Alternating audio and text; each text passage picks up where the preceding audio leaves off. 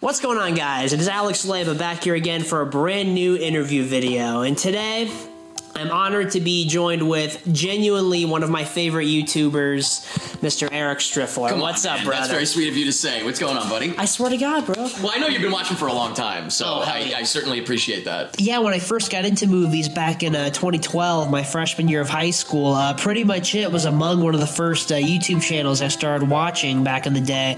And ever since then, I've always looked up to you creatively with making my own content throughout the years. And also, you've introduced me to so many movies I wouldn't have watched otherwise. And yeah, I've just always kept up with your content and followed your YouTube journey. Yeah. That's awesome, man. I do appreciate that. Yeah, I know you've been around for a long time. So whenever I see it, like your name pop up, there's certain people that have been around so long, I see their name pop up on the internet, whatever, like commenting or messaging, and I'm like, I know you've been around. I really appreciate that he came to my house to do this. Yeah, absolutely. Is this a first? Yeah, this is a first. This is a first. The benefits of being in a van. Yeah, you came before John Flickinger. And he's closer. Son of a gun. Yeah, you came out to our sauce. Which one was that? The Chicago one. Hey, there you go. Okay, Chicago. I was trying to think of where's closest. Chicago show. One of our best shows, by the way, on the tour. That was a great show. Chicago! Do you want to play a game?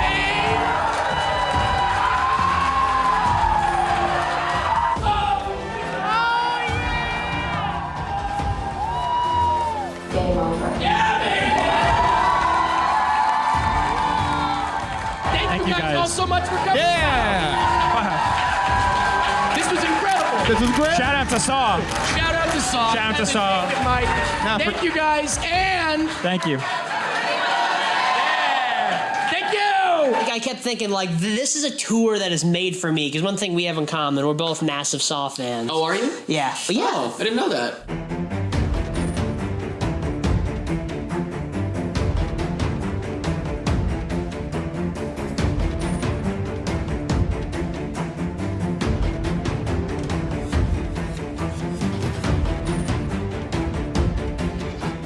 You came out, yeah. You mentioned you were like trying to do something. And I remember that you did something with Flickinger back in the day, whatever.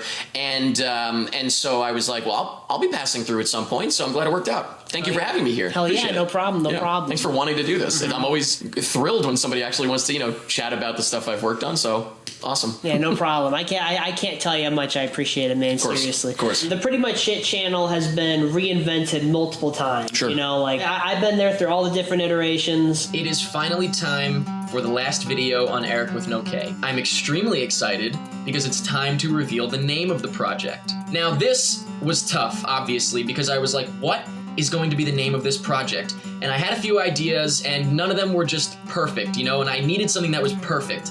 So I came up with something that's absolutely perfect, and anyone that's been watching my videos for a long time will love it.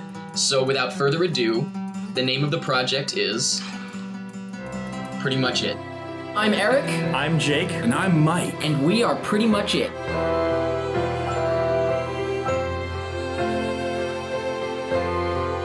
Pretty Much It was a show that we used to do about talking about movies. So back in the day, when I started doing YouTube videos like 10 years ago, it was just me. And then I was like, oh, I don't want to do this alone, so I brought in all my pals.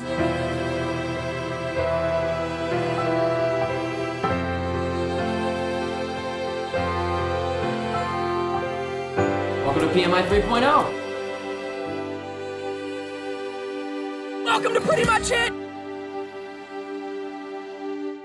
It's been the commentary tracks for, I think, like 6-7 years, right? 11 years. 2013. Or sorry, I meant like only commentary tracks. I meant like only. Sure, that being our only thing. Yes. It lines up with when I got in the van. So obviously there was an element of like, oh, I could still do this from the road. You said you are mainly doing the commentary tracks because you love doing the most out of any other content, and also the algorithm's the most in your favor. And so, I mean, we're mostly Patreon these days, so YouTube, the algorithm is whatever. We're lucky with Patreon that we don't have to really worry about the algorithm, because that's not where we're making that's not where our business is based, not where we're getting all of our views and money and stuff like that. Our main thing is Patreon, but yes, it's the most fun being the main reason that we kept with it, for sure. I understand. Yeah. If you were to ever like reinvent the channel again, or even like not even completely reinvent, but like if you were to like do another kind of content, like in addition to all the commentaries, What do you think that would be? Do you have any ideas? I got to tell you, yeah, I don't know if it's just because I've gotten older. I don't know, because I'm celebrating 20 years of uploading videos to the internet this year. I had a website before YouTube started. Yeah. So when I was younger, it was like, oh, we always want to do something new, whatever. But so I don't really know what it is, or maybe it's just that this wound up being my favorite thing. But I haven't really thought about something like that. It's a good question.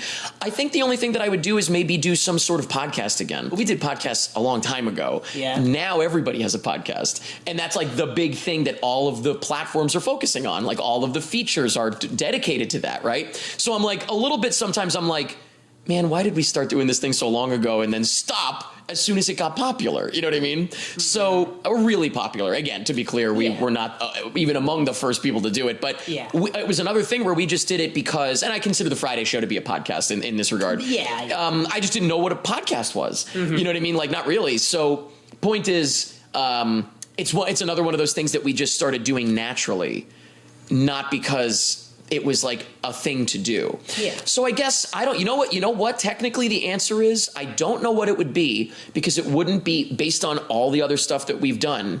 It wouldn't be something that people are doing right now. Mm-hmm. It would be some weird idea that I come up with that gets popular in 10 years after we stop doing it. Yeah. So that's probably how it would go. Yeah. So I don't even know what it would be yet. Has that happened a lot to where like you've done something but then it ends up becoming like more popular down the road? Has that happened to you a lot? Constantly? Everything? Constantly. Well, technically I joined YouTube on day one, right? Yeah. So like that, if you want to count that. Patreon, we joined on day one, and at the time I had the CEO Jack Conte on. You started watching in 2012, so you maybe would remember I did an interview with him in 2013 because I was like, can you explain to our audience what the hell your little website is, this Patreon thing? Yeah.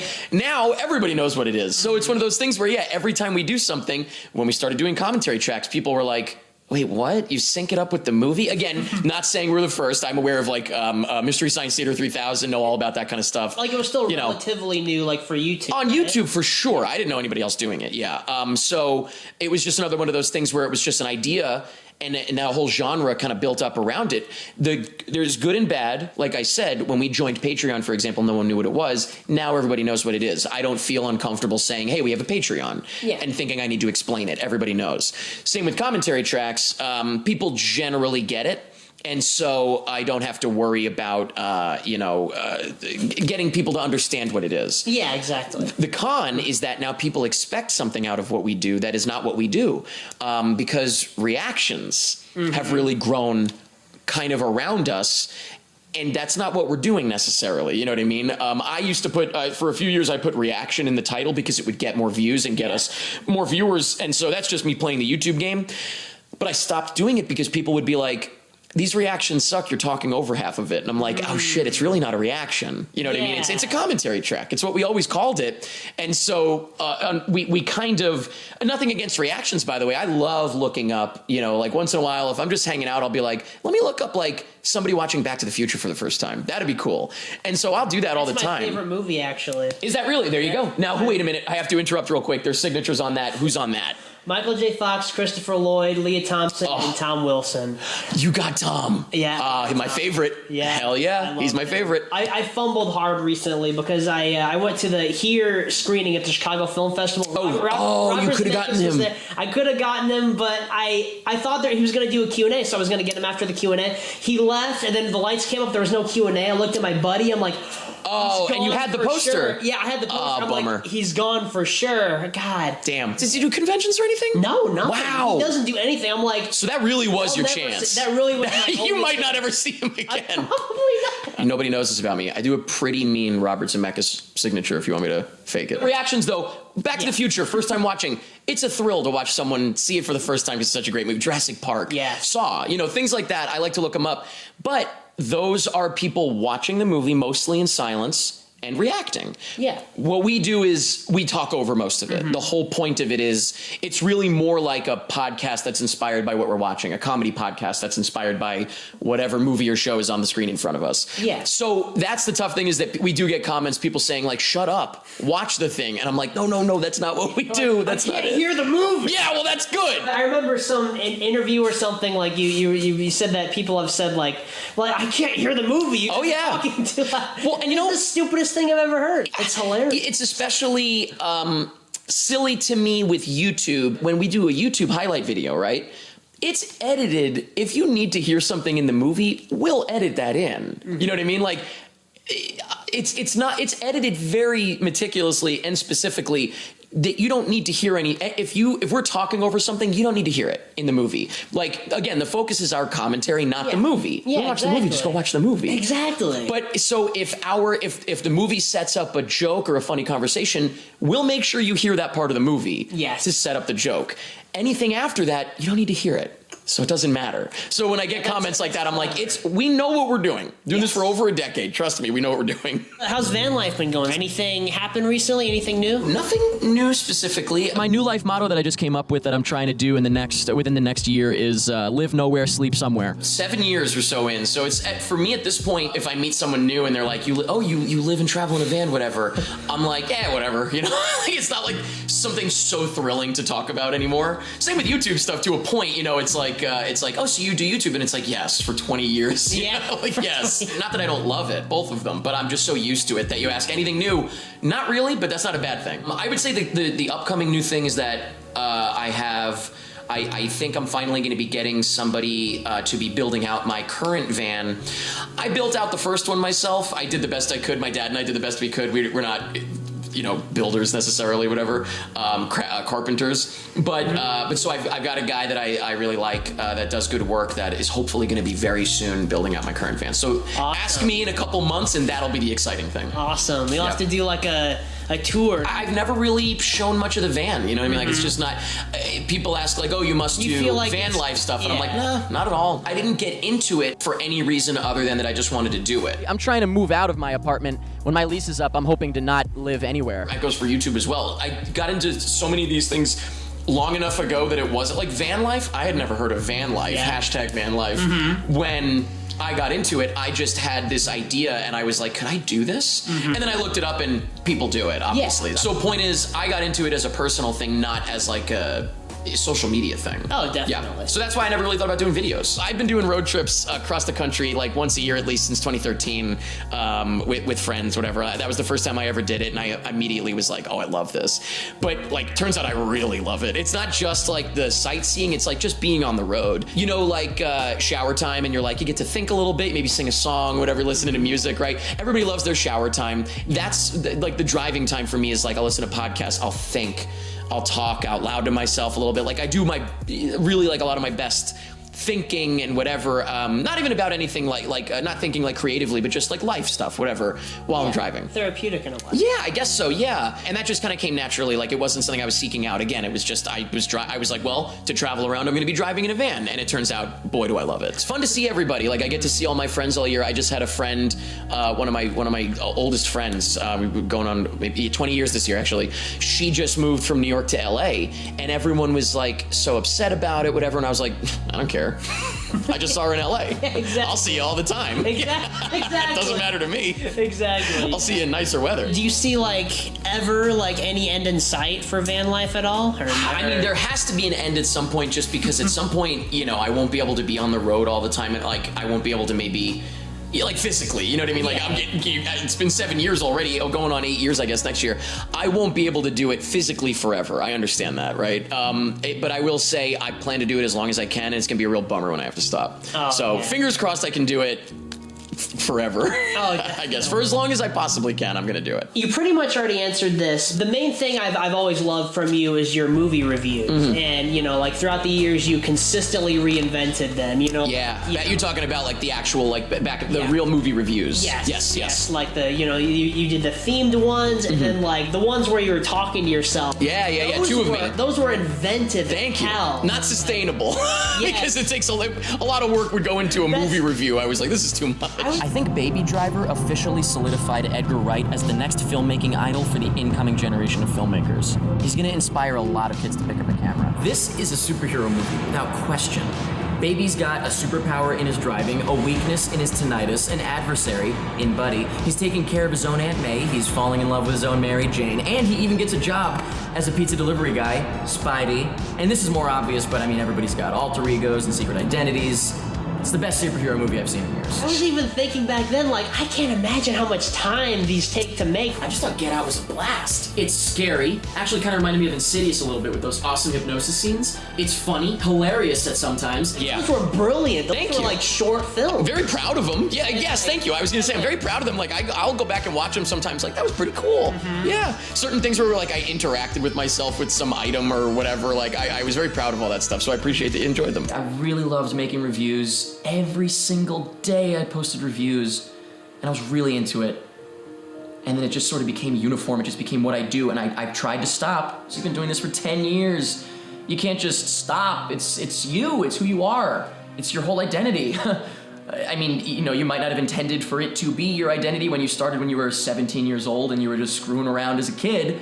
But now you're a grown man and still doing the same thing, and people are still watching. I remember there was one Friday show back in 2014. It's where you announced that you weren't doing movie reviews anymore. And Yeah, that would have been like January. Like Yeah. I feel it was like the beginning of the year or something. Sure. Like, I remember I was so disappointed. But yeah, like, those were, I mean, obviously I watched everything else. I love everything else. But, you know, it's just like, those are my favorite things. I have really nothing but good things to say about Safety Not Guaranteed. I thought it was great. I had a blast watching it. It's emotional in some aspects. You know, you can get invested in the characters. It is hilarious. The acting is great. Just overall, such a great movie. So let's get a little more in-depth with Cloud Atlas, starting off with the plot and the writing. I am a huge fan of James Wan. I love all of his movies. I love his style, and I love the heart that goes into these things. You can tell there's passion behind it. And so this has been on my radar for quite some time. I couldn't have been more excited. Do you think ever, and like, I completely understand why, you know, you didn't want to do. I was just gonna ask. I was about to ask what you thought at the time. Like, I wonder if I explained myself clearly enough. I hope. You know. did. You Okay. explained it perfectly. Okay. Next announcement is I'm not reviewing movies anymore. I think I've said all I can say. How many times can I say, it was great, it was good, over and over again? It's just,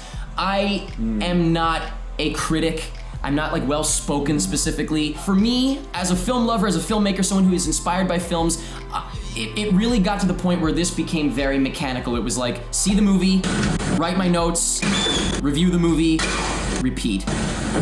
And that's not how I want it to be. And once it became that, once I was conscious of the fact that it was really just becoming this, you know, wash, rinse, repeat cycle, I don't want to do it like that anymore. I don't not want to talk about movies. I just don't want to review them like, you know, just again, like on a cycle. It gets really boring. It really kind of was killing it for me. Back then I was pissed. I didn't really, but now I completely understand. Like, it's a wash, rinse, repeat cycle, and it just. I ran out of words, man. Like, how many words can you put together to describe a movie? I don't know. I can talk to somebody about a movie, but yeah, to sit there and like come up with it, I was like, man, I've been doing this for a long time. I think I'm done. Yeah, exactly. But like, my question is, like, do you ever at any point, do you think you'll go back to doing movie reviews, like even periodically, like a new spin on it? Do you have any like other ideas for like a new spin you'd put on movie reviews? No, you know, the first thing that comes to mind is like maybe the only thing I could think is like if I set up a camera and a microphone like while driving, and almost like a driving podcast, like an hour on the road, maybe. Like, I feel like it wouldn't be a dedicated review. It just might come up. You know, when Jake, Mike, and I get together for a commentary track, I feel like there are like little mini movie reviews in there because we're just catching up. You know, we all live in different places. I mean, I live on the road, but he lives in New York still. I feel like we're watching a movie, and then I'm like, by the way, did you guys see whatever? And we'll talk about it. And it's like, that's almost, you could just clip that out. That's the mini review. You know what I mean? Yeah, exactly. So I feel like it comes up in conversation more than I could see a dedicated thing happening. Also, I feel like I get the review out in the commentary track. No part of me is like, oh, I need to get my thoughts out there in a review or a podcast. I'm like, no, we'll do a commentary track for it and I'll get my thoughts out, you know? Yeah. So that's where my mind's at with that kind of thing. That's the thing is, again, you got to keep in mind that when I joined YouTube wasn't like a business. Like, it wasn't a thing. I joined it just because I needed a place to upload videos because it was difficult to upload them to my own stupid little website that I had. Yeah. It's more important to me, like, just having a conversation with someone about a movie. That's enough for me. I understand if somebody like years into YouTube was like, oh, I love these movie reviews, I'm gonna start doing movie reviews. Then you joined because you wanted to do movie reviews. You know what I mean? Like, that was just a thing. I like talking about movies.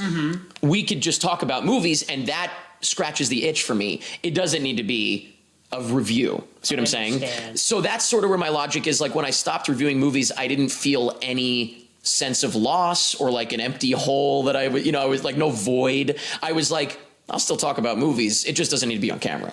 That's where I was coming from, I guess. Yeah. I understand. Yeah. So you've always said that you don't like identify like as a YouTuber. You've always said that you identify as a filmmaker. You've always said you're first and foremost a filmmaker. Sure. I am going to be attending Five Towns College in the fall, and I am studying film, and I hope to get more into filmmaking, and hopefully one day you guys will be seeing my movies up on the big screen. I'm a filmmaker first. If people ask me, what do you do? I certainly don't say I review movies. No, I say I'm a filmmaker. You've made a bunch of shorts, but not a feature. That's what you've always said, that you are a filmmaker. But now, do you feel like you kind of maybe lost the passion to want to be a filmmaker and only feel the passion for content creating now? Or do you feel like you'll pursue it at some point down the road? Yeah, that's a great question. At some point down the road, no pun intended. No pun intended. Well, I'm going to take it intended. Don't consider myself a filmmaker at all currently. That's what I. Yeah. Growing up, here's the thing. Growing up,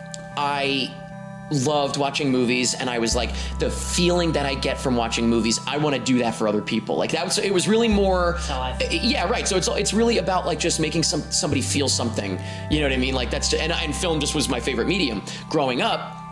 The most accessible medium as well. You can get access to, everybody's got like a home video camera probably, right? Or maybe not everybody, but generally speaking, you can get your hands on a home video camera, right? And you can make little movies. Music, probably harder to make, right? Like recording, whatever, because not everybody, you have to go out of your way to get that kind of equipment, right? Yeah. Theater, I'm just thinking of other mediums that I love. Theater, I definitely did little performances for friends and family, but like, it's that's sort of like out of the question. The easiest thing to do was picking up the camera and making something. It was the only way I knew how to express myself, and the only way that I knew how to like sit people down to watch something, right? You know what I mean? Not that I don't still love, obviously film is movies, whatever, it's all my favorite, but I get goosebumps when the lights go down in the theater still. You kidding? Like, I'm all about it. Still my favorite. But as far as my own passion, what I've realized over the past 20 years of doing stuff on the internet is being able to make somebody feel something, laughing, crying. I'm doing that. You know what I mean? Like, crying being if I get emotional. Well, I'm thinking, or even emotional. Like, if I get emotional in something, somebody maybe cries along with me. I've read comments like that. Certainly laughing being the most important thing to me. That's all. I'm like a shark. If I'm not making people laugh, I'm dead. You know what I mean? I got to keep moving forward, make people laugh. Yeah. But so, I've had a nightmare before. I've had a nightmare that I was trying to make somebody laugh and they wouldn't laugh, and it was a nightmare. Wow. That was I woke up like in a sweat, But so, I am totally, which I mentioned earlier, like scratching an itch. The itch is scratched right now. I don't feel like I'm driving toward like a specific goal of trying to make a feature or something like that. I feel very fulfilled. That's the word. I feel very fulfilled right now in how I am entertaining people, making them feel something, mostly laughing, obviously. And so that didn't exist when I was a kid, though. You know what I mean? Like the internet. Well, not that it didn't exist. Sorry, Al Gore. Sorry. But, as a kid, that wasn't a thing to aspire to. Kids today do aspire to that. When I was younger, I was like, oh man, one day I'm gonna be in the movies, I'm gonna be a big director. But the thing is, in the future, a lot of people are gonna be saying, I'm gonna be big on the internet one day, you'll see. People already are saying that. People are aspiring to be on the internet. Right, making stuff on the internet. And so, I think just because I had that natural passion to make people feel something, certainly to make people laugh, always, the home videos from like when I was a kid, it's just me trying to make everybody laugh, cracking jokes and stuff. So always wanted to do that, and then just naturally found my way to be able to do it on a pretty huge worldwide scale, and I couldn't ask for anything more. You know what I mean? Like, I am content, I am happy with that. That said, if anything, in terms of like other mediums that I'd want to do, definitely more interested in theater. than film these days. Yes, I don't know. Maybe it's just because you get that immediate reaction and response that I'm now used to from the internet. You post something and people immediately are commenting about it. Filmmaking obviously has that as well to a point, but it feels like it comes a little bit later. I don't know. Theater just feels like very like visceral in the moment, and I love that. I'm wearing the thing. We produced an off-Broadway show earlier this year, actually. Oh, nice. I don't know, it's all over it. The Life and Slimes of Mark Summers. Nice. My buddy AJ and I, we at Existence Media, my company, we were co-producers on the off-Broadway show that ran for a couple months. And like that, talk about fulfilling. I want to do more of that. Not even necessarily my own creative, but producing other people's incredible stuff. Definitely big on that. So that's more where my passion lies, I think, these days. I don't even know what to say to that. That was just so well put. Oh, there you go.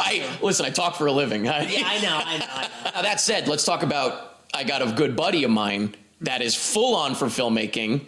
Shelby Oaks on the way, Chris Stuckman's film. I did get to see it. I won't say anything about it. I got to go to the premiere. I was very excited. But he's a guy, it feels like two sides of the same coin in terms of like, grew up with a similar passion of filmmaking, got into movie reviews, right? Like same kind of thing. And so it's been amazing to see him who really, I'm somebody that like maybe didn't have the passion as strongly, but just that was just the medium that was available to me. He's someone that is his thing. And so it's been amazing to see sort of the flip side of what you're asking me. When you asked me that question, I almost like Chris like flashes in my head of like, no, he's the guy that you're thinking of. You know what I mean? Like that, what you're wondering about, he's the guy. So it's been amazing to see him do that. And I think of him just because, your question makes me think of him, but also YouTube, coming up in that. Excited for you to check that out when it's out next year. Me too, dude. I really hope he does some kind of premiere in Cleveland. Yeah, I know. So sure, yeah. I know nothing of the plan. I just knew that I wanted to make sure I got out to the premiere in Montreal. I flew to Montreal for that. Yeah, that was awesome. You said that Colorblind is your favorite short you've ever made. Oh gosh, I love that one. True? I really love that one. There was something about that one.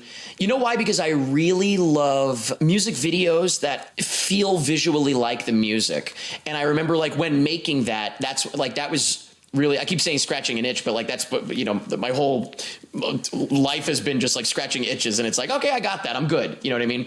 And with that, I was like, I feel like I really scratched an itch with like making a music video. I've made music videos over the years, but like just being able to do my own thing, make it up, whatever. It was like almost, you could see it as like a fan music video, only in that we used that one song from start to finish, right? Really love that one because it was very fun to edit. If you watch it, it like really moves to the music. Yeah. And so like that's my favorite thing to kind of make. Maybe like it might be the only example of that as far as like what I put out as a finished short. It Happens Fast was one that I made, but like that's not music. You know what I mean? That might be my favorite short you've ever made. Oh, appreciate that. Maybe. That's like the real one. That's the one that we like really tried to like, okay, this is a short film. This is not just like a YouTube video. Like we submitted it to some film festivals and stuff. And so like that was really fun to do going forward. Like if I was going to make some stuff and I had to be like, what do I want to make more of? It would be something like Colorblind, probably. Yeah. That's where like I feel like I can best express emotion is like in the editing and timing with music. Like that's really where I live. For sure. I understand. Yeah. Like I love editing that way too. I love It Happens Fast as well, so I appreciate that you dig that one. Colorblind is like borderline YouTube video for me. You know what I mean? Where it's like, is it a short film? Is it a YouTube video? So like short film, It Happens Fast is like the main one that we did, me and my buddies. Like I would say like that's the one. If I had to be like, what's point to a short film? Like that's the one. Blurring the line, Colorblind for sure is up there. Yeah, I love that one. Filmmaking, like I know is my main thing. It is my passion, but it just sucks because it's so time consuming and like it's so much work, and it's just, I mean, I just wish it was easier, I mean, it's certainly getting easier. Definitely. Someone that tried to make movies like, I see Kevin Smith stuff behind you. Kevin Smith would hear what you just said and be like, excuse me? You wish it was easier? Are you a Kevin Smith fan? I like him. Yeah. I see the collection. I love all that stuff. Yeah. Oh, yeah. I almost like him. I'm more as a guy even than a filmmaker. Like he just seems like a cool guy. I haven't seen all of his movies, but I appreciate him. I like him. Oh, yeah. I got you. Yeah, I'm a huge Kevin Smith fan. Who would you say is your favorite filmmaker working today? The real answer is Steven Spielberg is the greatest living. Scorsese's there too, but Scorsese's not making. I feel like on a broad scale, the most worldwide name that you'd get would be Spielberg. In terms of my personal favorites, M. Night Shyamalan has been up there for as long as you've been watching, certainly. As long as I can remember. Yeah. It's interesting that The Village is your favorite. It's my favorite one? It's an interesting... Yeah. Do you like it or no? I like The Village. You like it? Okay, just like it. I like it. It's not... I wouldn't put it in my top 5, but... Really? I respect it. I respect the hell out of it. Okay. It's incredibly well shot. Fair enough. Obviously, the score is incredible. But it's just not that entertaining to me, personally. Sure, okay. But I love the twist, though. The twist is phenomenal. And the music is just incredible in that one, for me, personally. So M. Night Shyamalan it has just been one of my favorites, and someone might hear me say that and be like, he's got some stinkers. That's okay. You know what I mean? I don't love all his movies. You're not going to win them all. It's, in fact, I enjoyed Trap, but I love Trap. It's like kind of a guilty pleasure. Yeah, and it's a lot of fun, and he knows what he's doing. It's fun. Yeah. It's pulpy. It's silly. It's very fun.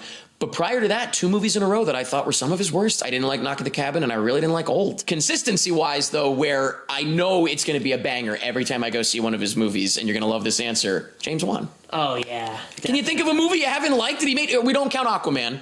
I liked Aquaman. Because it's not really his Those movie. are one for them. Studio. Yes. That doesn't feel like a James Wan movie necessarily. Like what Taika Waititi said. One for them, one for you. Yes. I didn't care for Aquaman 2. Yeah. But I also just don't really care about those movies as much. Aquaman 1 was fun. Fast and Furious 7 was one of my favorite ones they did. When he puts out a movie, I mean, again, it's just a banger. I can't think of a single real James Wan movie that he's put out where I'm like, that was okay. Every single one. Even Death Sentence is pretty good. You know, it's funny. Death Sentence is the only one I've never seen. It's kind of and Stygian Street, technically. Or Stygian. Stygian, it's called. Stygian Street is the street in Saw. That's a short, right? There's a short that they made about, I think it's called like All Dogs Go to Heaven, which you can find on YouTube. It's cute. But Stygian is like his, maybe it's like a student film or something they did, and you can't find it. So technically there's 2. I only say that because I know you're a big enough fan that you'll appreciate getting deep into James Wan stuff. Definitely. Death Sentence, you can find it, though. It's out there. It's Kevin Bacon. I have it on DVD. You have it? There's just a DVD. There's no Blu-ray. Oh, can you not play a DVD? Wait, can you not play a DVD? No, I can. Okay, so what the hell are you doing? Stop this. Turn it on. All right. Let's watch it right now. It's kind of random in his filmography. That's why you haven't seen it. Yeah, that's why you haven't seen it. Thought. Yeah.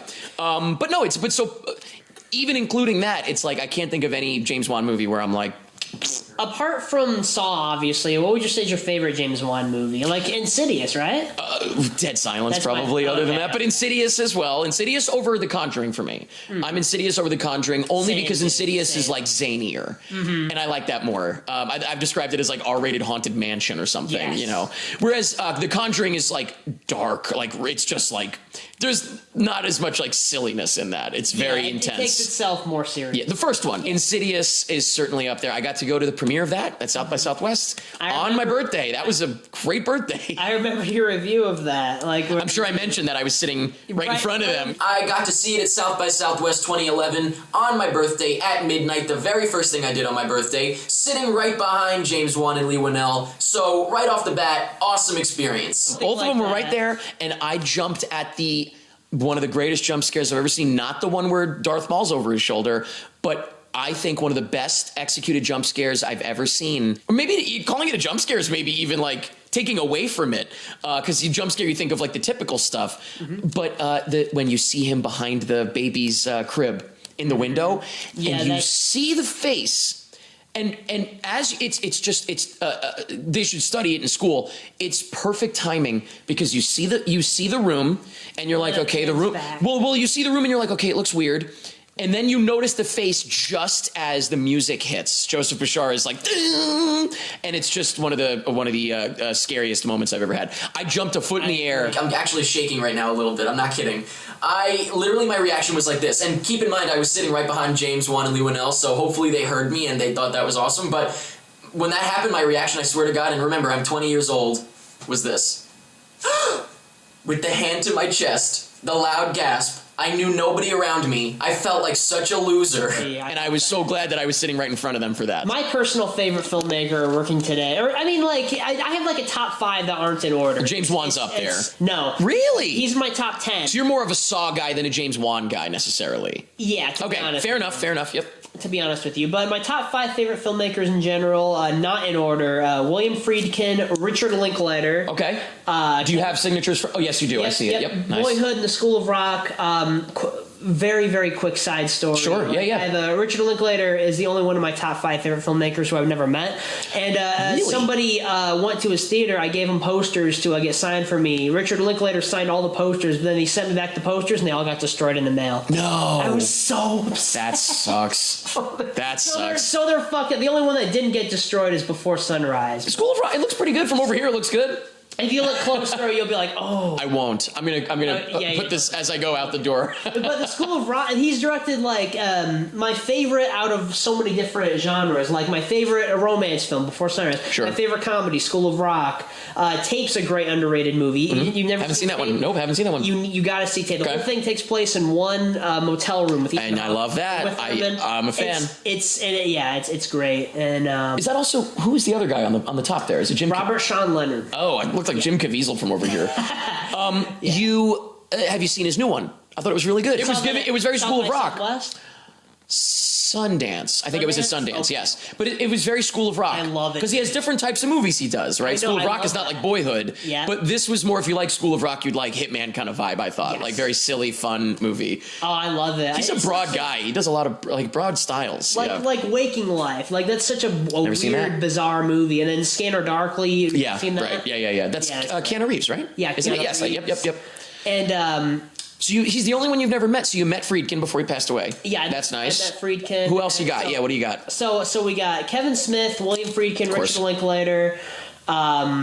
Kevin Smith's pretty accessible. I'm sure you've met him a couple times. And then also Matt Johnson. You familiar with Matt Johnson, right? Fucking Blackberry. Blackberry is still your number 2 of 2023? Last time I checked, I think so. Because Past Lives I think was number 1. Blackberry I don't think was number 1, but it was certainly up there, and I absolutely loved it. That's one that I could watch all the time. It's a very Social Network vibe, like it really, like it gives me the same vibe as those kind of movies. I haven't seen his show though. Okay, so you have not seen his show. I haven't seen the show. Remind me the name. Nirvana the band, the show. And my buddy Zach is is always trying to get me to watch it. I know, and it looks gotta amazing. see it. I know.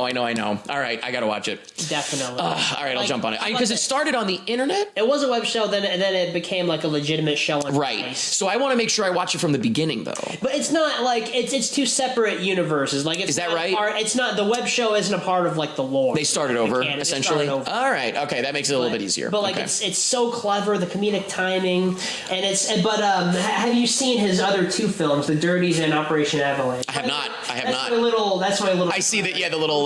Yeah. So when I met him, he signed my stuff, and I have a little shrine right there. Nice. But he is the filmmaker. He seems like a nice dude. Yes, He seems like a nice dude. He's fantastic. Yeah. But like he's the filmmaker that like sort of influenced my style of filmmaking the most. Sure. Like with the documentary style and stuff like that. But yeah, I mean, I just wanted to know if you've seen like his other movies. Like I strongly recommend The Dirties. Like, Okay, yeah. I mean, both of them. it's so tough because you can imagine my list just grows and grows. But I will say The Dirties is certainly on my list. I don't know if I heard about Operation Avalanche, but it looks like a space movie.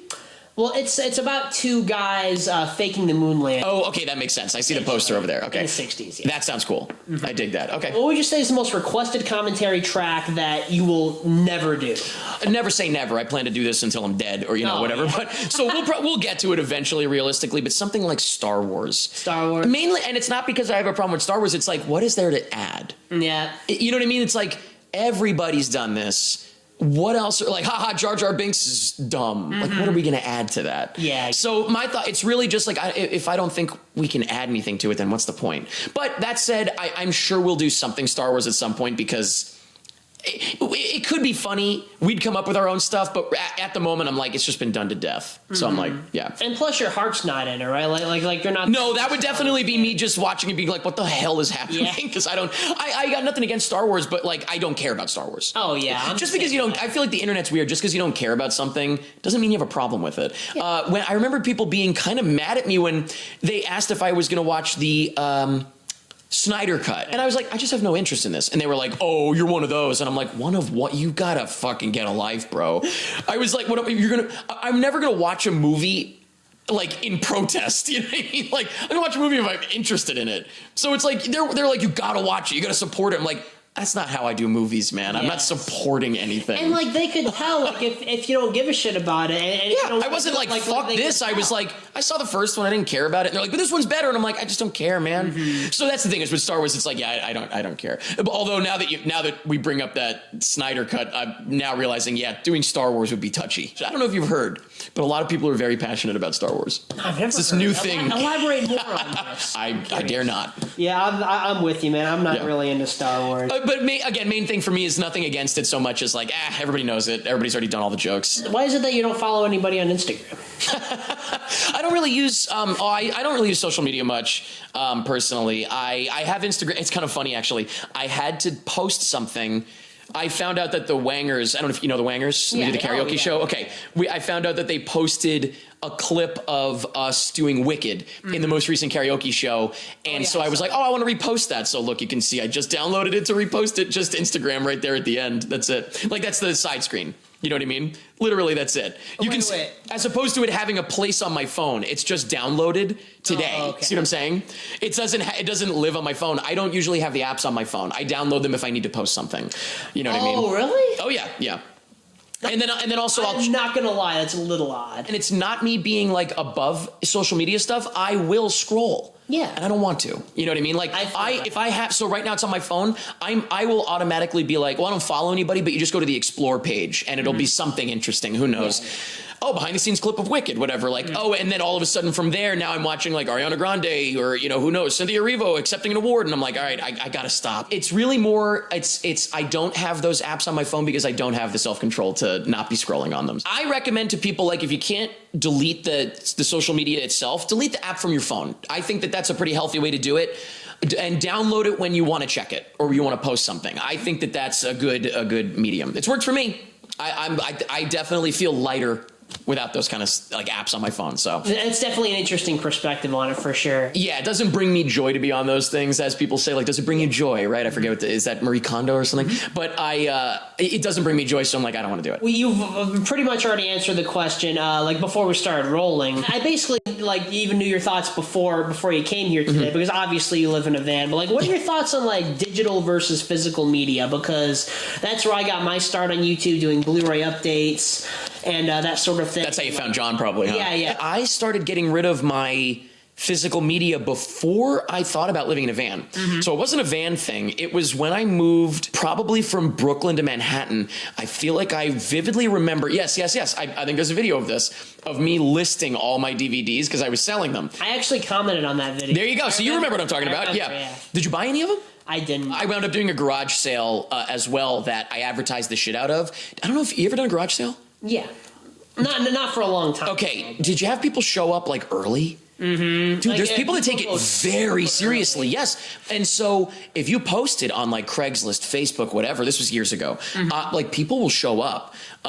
There's a guy I watched Froggy Flips, whatever. And he's a guy that like goes to yard sales, garage sales, whatever. It's kind of an amazing community that you wouldn't know exists, but it's really, really cool. But so point is, those DVDs were gone. That was before the van. When I started thinking about living in a van, I was kind of amazed by how many things were leading up to it that worked out. Because I was already naturally getting rid of physical media, getting rid of my, like, downsizing on like furniture and stuff. Because when I first moved out of my parents' house, I don't know, when I was like 19 or something, I had a condo and I like filled it, on Long Island, and I like got furniture, I got a TV, whatever. As I moved, I like got rid of things because I didn't want to move it, you know what I mean? And then just by the time I was living in Manhattan, I barely had a bedroom, and I was like, I just don't even need stuff. And so then when the van thing came around, I was like, this works out. I don't have any stuff. So it wasn't a van thing. It was just a natural thing where I just was going all digital. I don't know why. Sell me on physical media. Why? You just like collecting, or do you prefer watching physical media versus digital? Like, I get it. I understand collecting. I'll try to. But do you not watch anything digital? You'll always bust out the DVD or Blu-ray? So I do have a digital collection. I'll briefly show you right here. Oh yeah. Okay. You got plenty here. Yeah. Because like I also a lot of it is stuff that you have physically as well, of course. Yeah. I see. But like for example, like BlackBerry, like that's to 4K on there. Sure. And then some other things, you know, like for instance. Do they not sell? Maybe they don't sell at 4K. Probably not on disc. No. Right. There's a problem. Okay. This is one of my favorite movies, Mean Creek. I've seen it. Yep. For instance, there's a DVD that it's not on Blu-ray. Almost positive I've seen it. So I have it on digital, like so I can have it in HD. Got it. You want the highest quality. Yeah. And sometimes that's digital. Yeah, and then, but I mean, like, there's a lot to it. You know, it's like obviously the collector's side of it. You know, I get like, that. Yes, of course. You know, like the Steel Books and Scream Factory and Criterion and all that. Sure. You know, it's like it's you know, like it's amazing to own a movie that you love to death. Like totally. I have like all. I remember feeling that way. Absolutely, I get it. Yeah. I have every edition of Saw. Oh, I know. Every single. Do you have the one with the bloody front that like squishes? I don't, because like every edition of that, all the blood's dried up. So every time I see it, every time I see it in like a used store, all the blood's dried up. I had that when it was brand new, and I got to squish the blood, dude. Dude, I'm jealous. That was cool. That was fun. I did the same thing though. I had like there was a whole shelf was all different editions of like unrated, rated, blah blah blah, whatever. There's the rated and the unrated versions. Like I have like 4 copies of Saw 3 because this one's I remember there was rated, director's cut, unrated. You have over here, you're just showing you have all the various editions of Saw 3. I'm curious what you think, unrated versus theatrical for the various versions. Can we do a quick Saw? Where do you land? Because having done the tour, I have specific ones that I wanted to show, and I fucked one of them up because I forgot to think about it for Saw. Which one? I prefer theatrical because I Wouldn't Lie to You at the end, and he doesn't say that in the unrated version. It's so weird. I strongly agree. That's such a perfect moment. It's like the funniest button to the movie. It is. After the whole movie, he's like, "I wouldn't lie to you." It is like that's like a up on your feet, clapping, cracking up moment to me, and it's not in the unrated. It pisses me off. So we were watching it live in New York, and I was like, oh my God, I forgot, because you know in the unrated, she's going through the guts for longer. Yeah. And it happened, and I was like, no, I forgot I needed the theatrical, so I screwed up that one. But what do you think for the rest of them? I'm curious. What do you think? It varies. That's what I'm saying. Which one for which? What do you think? Okay, so... If you can think off the top of your head, I don't want to put you on the spot. No. I just did the tour, so I know where I land. Yeah, exactly.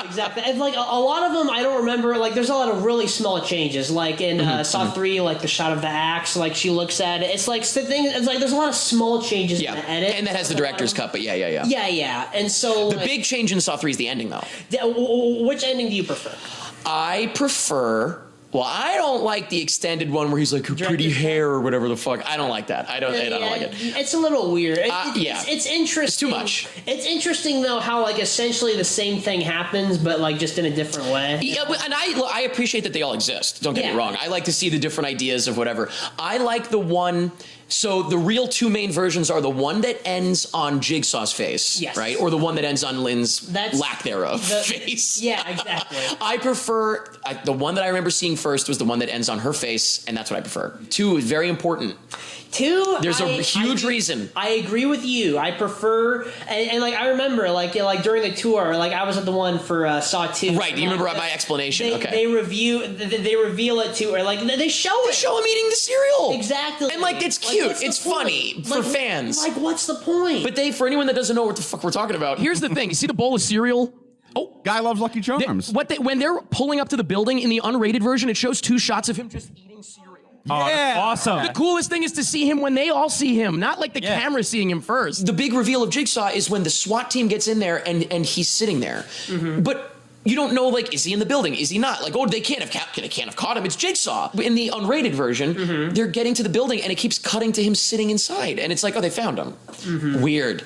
So I went out of my way to watch the theatrical version at that show. 4 has some big changes. It's always at the end. Like when he takes the things off his legs. Correct. Like, I like that. I like that, but that's the unrated, I believe. That's theatrical. That's theatrical. Okay. With the unrated, it's so you know what? So Kaufman standing behind. I'm backwards. Oh, are you sure? I swear to God. Shoot. Okay. In unrated, the reveal is him standing behind him. And that's funny. Okay. That's interesting. That one doesn't bother me one way or the other as much. I think that I think we watched, and I prefer the one where you see him undoing himself. I think, but it's been a minute now. I say it's been a minute. It's been like a month. 5, the ending of there's extra stuff with the group trap that's better in the I want to say it's cut? no. I think it's in the theatrical, and in the unrated though has the funniest moment where Strom goes. For a brief second, he like puts the gun to his head and he puts it in his mouth. That I think is in the unrated version. No. That was in Saw 4 when he's interrogating Jill. You're right. That's what threw me off. You're right. That's what threw me off then. And maybe I made this same mistake when we were on tour. I'm getting mixed up. But the point is, whichever movie it is, I prefer the theatrical, but I love that part of the unrated. I brought the clip up to show Jake and Mike when we did the Saw 5 show. I was like, no, hold on, you need to see this. That's what it was. You're right. Thank you. I get lost in all this. But I was like, you need to see this. And so it was hysterical. Talk to me! He's the accomplice we have been looking for, and he is your fucking lawyer. 6 is an interesting one. I asked director's cut. I asked Kevin what he prefers, well, whatever, because I wanted to show the one that he prefers. They were trying to do something with the all happening at once edit. At the end? Yes, in 6. I personally like when it happens separately. I think that's my version of it. That's theatrical, right? I believe so. I shouldn't have. Why did I bring this up? Because now I'm even forgetting. But the first 3 for sure, I know which ones I like better. You gotta stop him and start him sometimes, probably, right? I just gotta switch the battery. Oh yeah, go for it. Here's a deep cut. Do you Sure. know what changes in sauce? No cut. No pun intended. Deep cut. Do you know the? You say a lot of no pun intended. I think you're intending the puns, man. Yeah. Do you know what the 2 changes in 7 are? I know it doesn't impact much. A few extra shots of the gore in the beginning with the intestines. Sure. And then also Probably flying at the screen or something. And then also an extra sound effect when Hoffman picks up the original reverse bear trap. That's it. That's it. Yep. Yeah, 7 is. I remember 7 when I was looking into it. I was like, it doesn't matter at all. I didn't bother to ask Kevin. So this is kind of a deep question, but since you've been living in a van for the last 7 years, however long it's been, Something like that. Yeah. what would you say are the biggest life lessons you've learned since you started this new lifestyle? Sure. If there are any. Yeah, no, well, a big one is for sure I've learned how much I really love driving. I feel equally how much I love being with other people and being on my own. Some people are more introverted, some people are more extroverted. I feel like I'm both. It's not even that I'm 50% either. I'm 100% of both, if that makes sense. You know what I mean? I really love making plans with friends and stuff. I said, I can see all my friends all the time on the road, right? I love that. And then what's really nice is in between, I love that I have my own alone time. You know what I mean? So I guess I've learned that about myself, is that as much as I love being with other people and partying and going out and doing stuff and whatever and going to like theme parks with my friends, I'm just trying to think off the top of my head different things I do with groups of friends. I do also love, here's an example, I guess. Do you go to the movies alone a lot? Yeah. Okay. You ever hear people say like, oh, I couldn't go to the movies alone, and you're like, what? Why? That's the way that it feels like, where I'm like, I've always loved going to the movies alone, going to a restaurant alone. Like, I've never, ever felt awkward about it. And I guess I've realized, like, oh, it's not that I don't feel awkward about it. Like, I love it. I actively really enjoy doing things solo as well. So that's a big thing that I've learned, because it's just a lot of solo time. And then, I don't know. The other thing is not so much something I've learned about myself, but something I think is important for a lot of people is traveling is very important as much as you can. Doesn't need to be around the world, doesn't need to be around the country. You said you travel for conventions and stuff like that. You tell me if if this resonates with you. I think it makes you more just open-minded. You meet a lot of different people. You see a lot of different places. I think if you just stay put, it's something with the internet, I think. You think what people are like on the internet is real life, and it's not necessarily true. I have a feeling that a lot of people that are not even to get political here, but if you're maybe like scared of people that are different in some capacity, whatever that may be, I would venture a guess that you haven't traveled a whole lot. You know what I mean? I'm not trying to sound like holier than thou or anything like that. It's something that I've learned on my own, because I've always traveled a bunch, just going to like Sundance and South by Southwest way before the van, and I do feel like that has been a huge positive impact on my life, is like learning about other people, learning about different places, getting out there, doing new things, whatever. It's a thing that's happened to me before the van thing, but I think in general with a thing with just traveling is, if I can end on any positive note here, whatever, is I do think like get out there, meet new people, and I think it'll have a positive impact on you. So that's something that I've learned, and something hopefully I can spread around to other people. Nice. Yeah.